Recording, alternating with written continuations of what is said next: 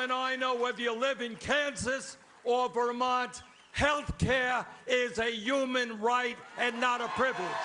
Under a Medicare for All single-payer system, the cost of health care for the average middle-class family will significantly decline, and that family will be much better off than under the current dysfunctional system. Bernie Sanders wants it, and we'll be paying for everything, right? According to a new study, a so-called Medicare for All plan would cost the government $32 trillion over the next 10 years and hit taxpayers with massive hikes. But if Democrats are going to slam the GOP for increasing the debt, how can they answer to this, right? You can't have it both ways.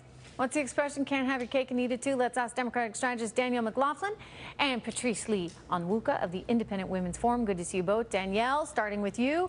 Sure, they want to spend on one thing, yet not on another. I mean, why isn't there any consistency? Why do I hear about so many fiscal conservatives suddenly in the Democratic Party, except when it comes to Sanders' plan?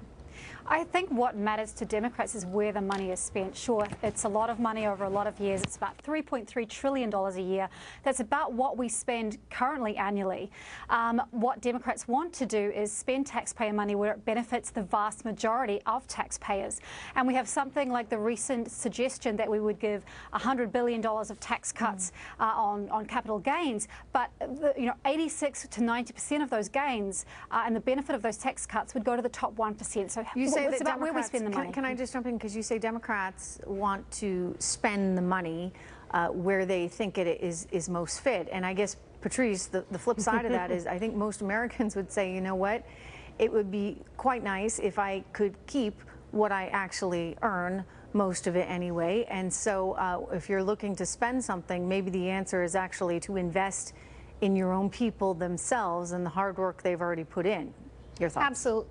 I mean, absolutely. You're talking about a plan that would take choice and control over your resources away from individual families. And to the point about something that people want, I mean, as the report really points out, you don't know what the kind of access to timely coverage or healthcare will be. You're talking about shoving millions of people into one healthcare system and not necessarily increasing the number of providers. You may actually lose doctors and hospitals as a result of this because the reimbursement rates will be much lower. And so you have people who are going to be, you may have rationed care, or you're lining up around the corner just to be able to get your annual physical. To me, that is not the best use of my tax dollars. I would rather have a system where I can choose where I get my health insurance or my health care. Because then you get a little bit of market forces going into the equation. Absolutely. Danielle.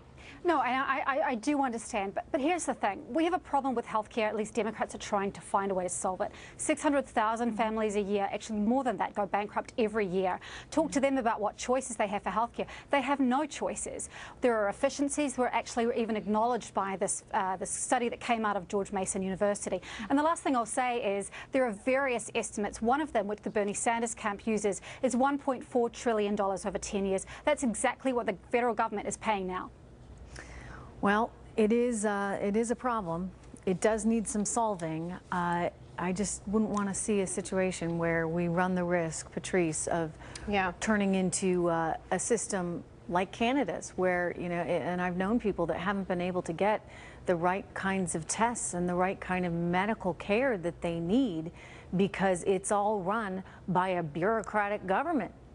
Absolutely. I mean, in some countries, the government decides whether, your hemorrhoid treatment will be covered. It decides whether, certain illnesses, particularly those for older Americans or older people, would end up being covered. While I recognize that a lot of Americans really want to ensure that they can get good health care and health care coverage, this is not necessarily the best answer. I mean, the market has not been perfect, but certainly has provided the better solutions. There's nothing wrong with being able to find a good common sense plan that fits somewhere in the middle. That doesn't. It'll keep a lid on those costs too. You watch how quickly that happens when people are paying for it themselves.